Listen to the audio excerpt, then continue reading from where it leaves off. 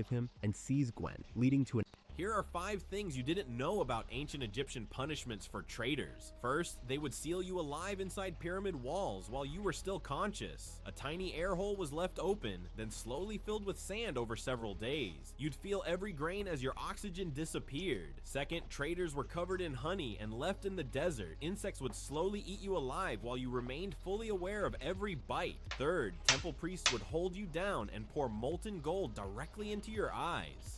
The burning metal would blind you before they finished the execution. Fourth, they buried traitors up to their necks in the Nile riverbank during flood season. You'd watch the water rise inch by inch over days, knowing exactly when it would end.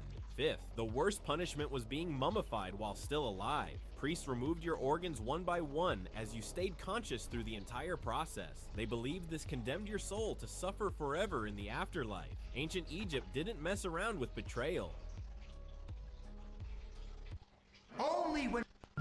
Imagine that the sun shone at night and the moon during the day, and then imagine that everything you knew about Jesus Christ was not true, and that the true God was a living man with a single eye, a cloak, a wide-brimmed hat, and that this man, Odin the All-Father, knew the secret of every heart and the destiny of all men, and that he too was hanged from a tree and died and was reborn, only it happened a long time before Christ, before our Lord. And do you believe in this Odin? I've had to ask myself what his belief, my lady. Ederson, the eternal or order. Vad säger du? Jag tecken Odin. En jag älskar Krist. Kvart mun jag ser mer att. Imagine that the sun shone at night and the moon during... Hey Saudi Arabia, what's new with you? So the sleeping prince just passed away yesterday on July 19th. Who was the sleeping prince? Well, his name is Walid bin Talal, but unfortunately 20 years ago when he was only 15, he got into a horrible car crash in London, and that accident caused a horrible brain injury. And doctors in London, US, and Spain tried to help him, but he never woke up and he was in a coma. So he was called the sleeping prince because of that? Exactly, because he was in a coma for so long. But even though he was in a coma for so long, his father never gave up. His father refused to take him off life support. His family even celebrated special occasions with him even though he was in a coma. But were there signs that he was getting any better? Well, sometimes the prince would move his fingers, and that encouraged people that the prince would get better. But unfortunately on July 19th, 2025, the prince passed away after being in a coma for 20 years. Hey Saudi Arabia, what's new with you? So the sleeping prince just passed away yesterday on July 19th. Who was the sleeping prince? Well, his name is Walid bin Talal, but unfortunately... Did you know a Soviet nuclear... Every time I kill, I tie them up to prevent their escape. Then I list out their crimes, waiting until they're drowning in fear before I kill them. I am Dexter, a serial killer, but I never harm good people. As a forensic intern at the police department, I search through the archives for criminals who were released due to insufficient evidence, then quietly break into their homes to gather proof. This time, my target is a loan shark. He slowly bleeds his borrowers dry through exorbitant interest rates, then kills them based on the lending records and calendar entries I found in his home. I came up with a brilliant idea. I would use myself as bait and borrow money from him. I found him at a pool hall and struck up a conversation about sports betting. I told him I was referred by a mutual acquaintance and managed to borrow $500 from him. I arrived early at our agreed meeting place and deliberately lost all the money at the pool table. Watching me lose his money, he angrily revealed the gun at his waist and forced me outside. This was his standard procedure. Gamblers who couldn't pay back needed to be taught a lesson. He fired a shot past me, the bullet grazing my ear and hitting a tree. I played the coward, begging him for a few more days. After he left with his threats, I went to the tree and extracted his bullet. This was the most crucial part of my plan. After comparing the bullet's ballistics with the records in the case files, I confirmed they matched, with solid evidence secured. It was my time to act. That night, I quietly broke into his home and cut the power. When he wasn't looking, I struck from behind. When he woke up, he was already tied up. I showed him the crimes he had committed, then sent him to hell with one stroke of my blade. I disposed of the body the same way as always, dragged it to the wilderness to feed the alligators. What I didn't expect was that one arm floated back up. Every time I kill, I tie them up to prevent their escape. Then I list out their crimes, waiting until they're drowning in fear before I kill them. I am Dexter, a serial killer, but I never harm good people. As a It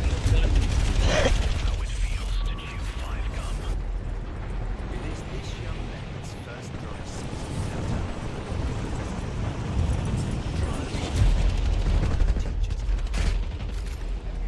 She'll eat anything from amphibians to antelope.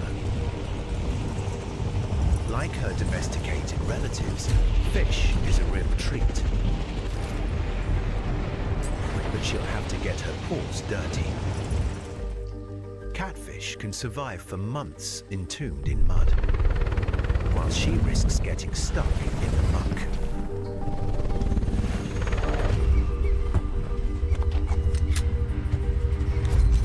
Fortune favors the brave, but she won't bet her 9 lives for a second helping.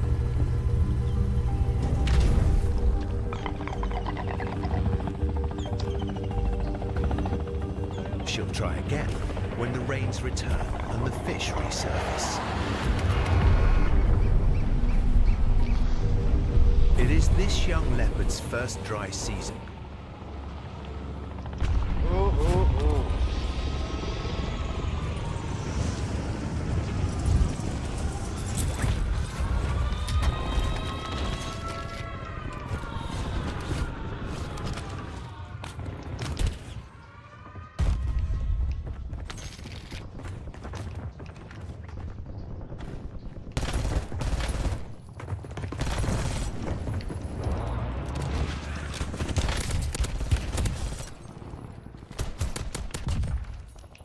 Oi, way.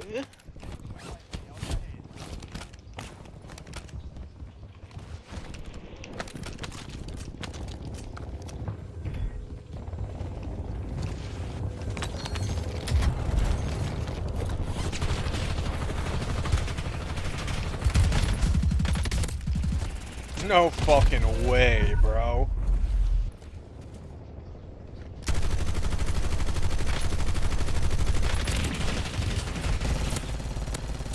Like this game, such ignorant fucking shit.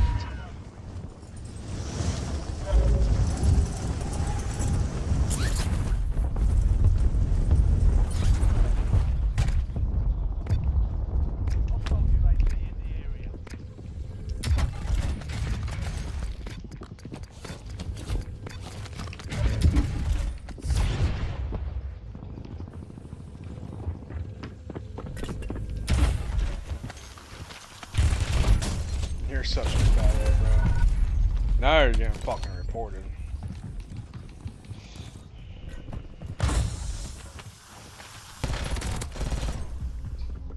You can play a different game, bro. You're level 1000. You need to go take your fucking fat ass outside and lose that diabetes, bitch.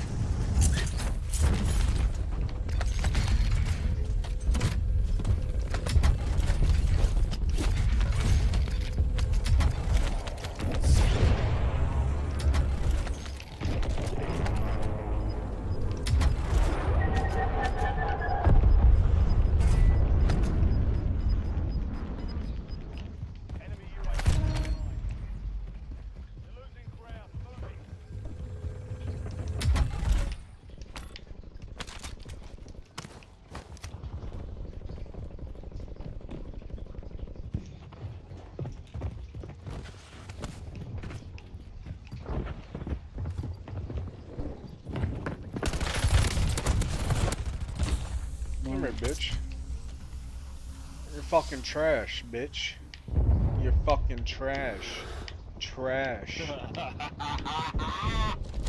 Oh, give it to me, baby.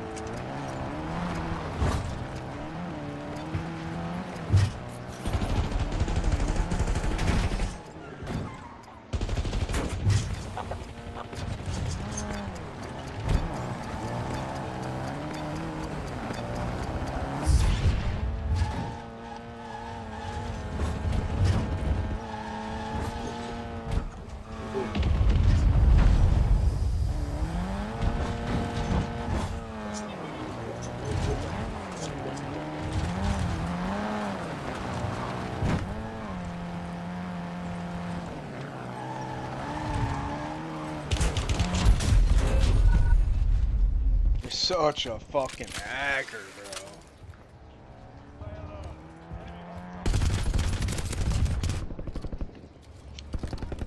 It's insane that this motherfucker's still allowed to play.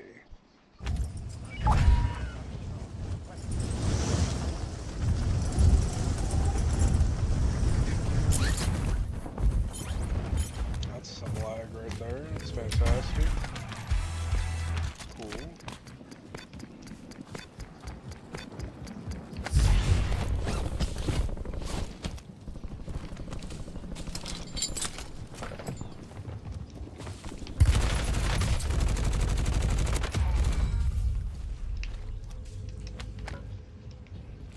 Best time to push me is when I'm distracted.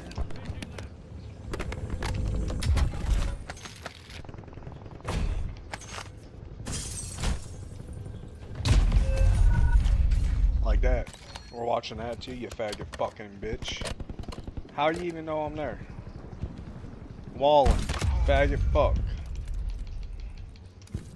100%.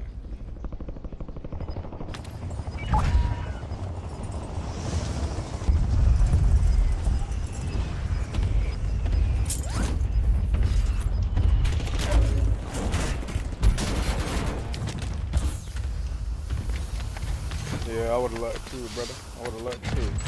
You're trash. Didn't need you. Wouldn't wanna be there.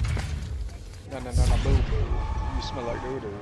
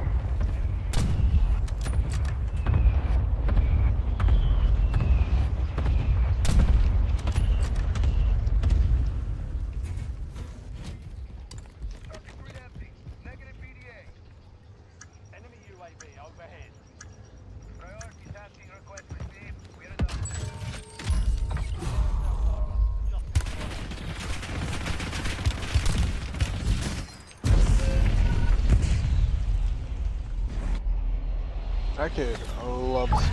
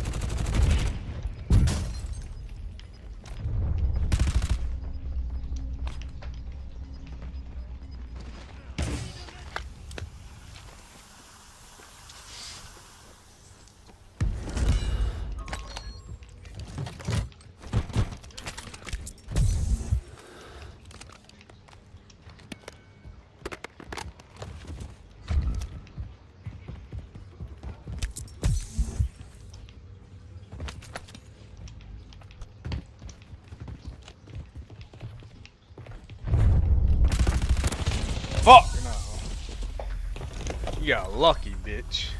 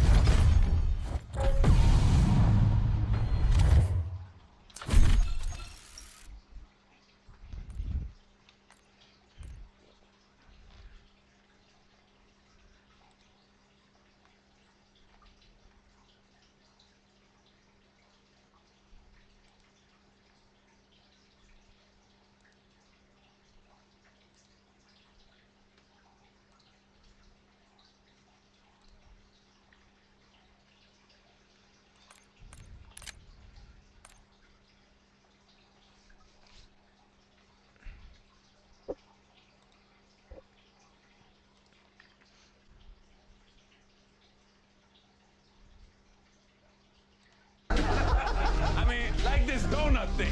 What's up with that? You bring donuts to work so that people can like you? Thanks for the diabetes and the clogged arteries, Dexter. I mean, why don't you just stab a pal in the ventricle, eh? Dexter here. Hey, I came across something you'll be interested in. It kind of has to do with the whole Miguel Prado, Ellen Wolf thing you wanted me to look at. You there? We should meet. I'll be at the Rising Moon Cafe at 91st and Channel at 8 p.m. I'll try your cell.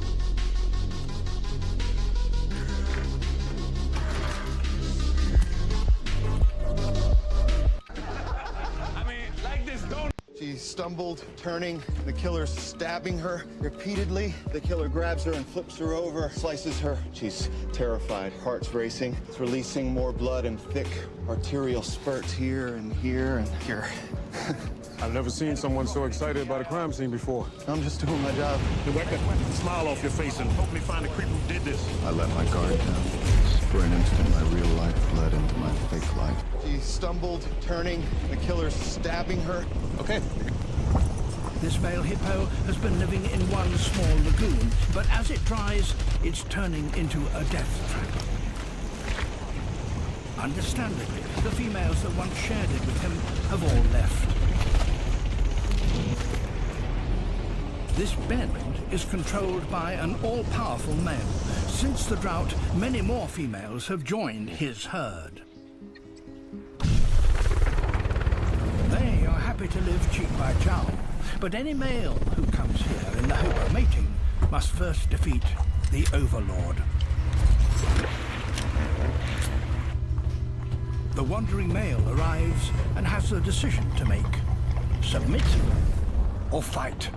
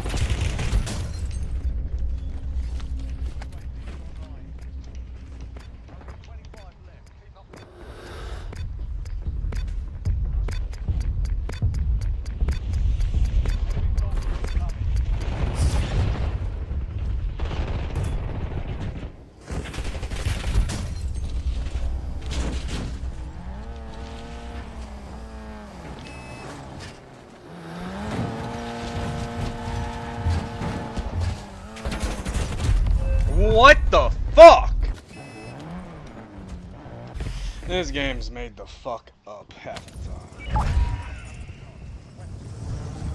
I'm going back.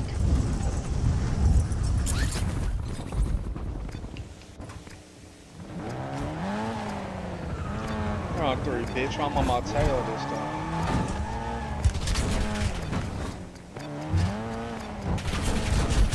Oh, he's smart. But not smart enough. Beep beep. You had a fucking. I don't know, bro. You're retarded. You're not smart.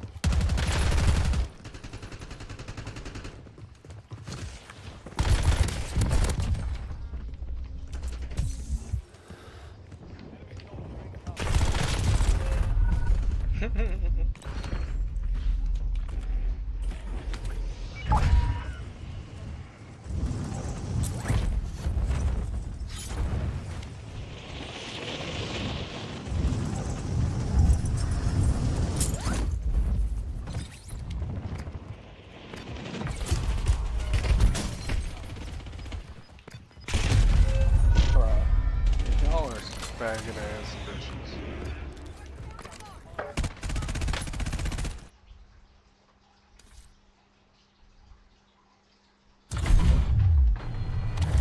I don't give a fuck about the battle pass.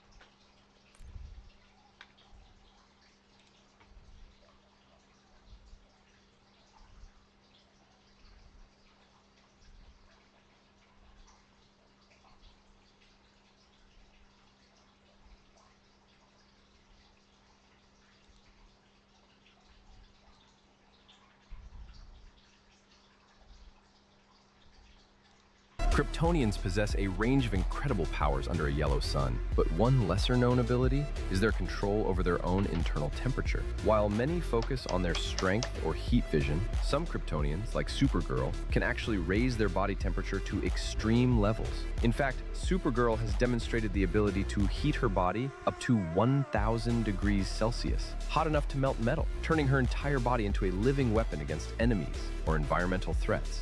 Kryptonians possess a range of incredible powers under a yellow sun, but one lesser-known ability is their control over... I'm starting to fall in love with my wife, but I don't know how to deal with it. We got married for a green card. I know how that sounds, but hear me out. Elena needed to stay in the country to finish med school. I was broke and desperate to split rent in San Francisco, where even studio apartments cost more than my monthly salary. My roommate, Ben, suggested his girlfriend's friend who was facing deportation. She's clean, quiet, and desperate. He said, perfect match for your situation. We met at a Mission District Starbucks on a Tuesday. She was already there when I arrived, hunched over thick medical textbooks, highlighter marks all over her hands. Dark circles under her eyes told me she'd been pulling all-nighters. When I sat down, she looked up and said, "You must be the guy who needs a wife. Straight to business." I liked that. We talked for exactly 47 minutes. She needed legal status to avoid losing her medical school spot 3 months before graduation. I needed someone to help cover my $1,500 rent. We both needed to convince immigration we were legit. She had no criminal record. I had good credit. Perfect strangers entering a contract. The wedding was just us and 2 witnesses at City Hall on a Thursday morning. I wore my only good shirt. She wore a white dress from Target that still had the tags on it. We exchanged rings from a convenience store, took an awkward selfie for immigration files, and shook hands afterward like we just closed a business deal. Our apartment became a study in polite coexistence. She claimed the living room as her study space, medical textbooks creating fortress walls around her. I worked double shifts at a tech startup, coming home exhausted while she was already deep in flashcards. We'd pass each other in our tiny kitchen, maybe say good morning, share the coffee maker in careful shifts. For 6 months, we were like the world's most courteous strangers. She studied 18 hours a day, surviving on instant ramen and determination. I worked 70-hour weeks, trying to prove myself at a company that treated junior developers like disposable coffee filters. We developed a rhythm of avoidance that somehow worked. I'd leave her dinner leftovers in the fridge. She'd buy my preferred coffee creamer without being asked. Then my dad had a massive heart attack. I got the call at 2 a.m. from my sister, crying so hard I could barely understand her. Dad's in the ICU. You need to come home now. I just collapsed in our hallway, phone still in my hand, making sounds I didn't recognize as my own voice. Elena found me there 20 minutes later, coming back from a late library session. She didn't ask questions, didn't say anything about how pathetic I looked. She just sat next to me on the floor and held my hand while I fell apart.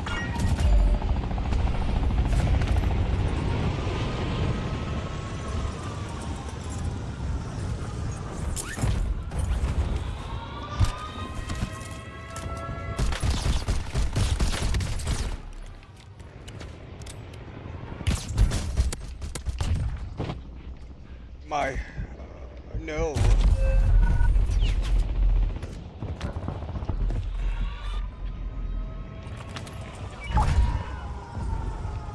That was unacceptable, faggot.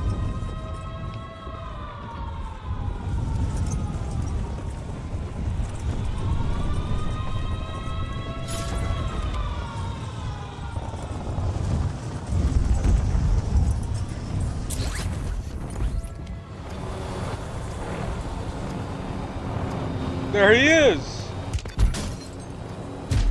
Okay, I'm so sick of these fucking hackers, bro. I'm so sick of these fucking spick-ass fucking hackers. Jesus fucking Christ.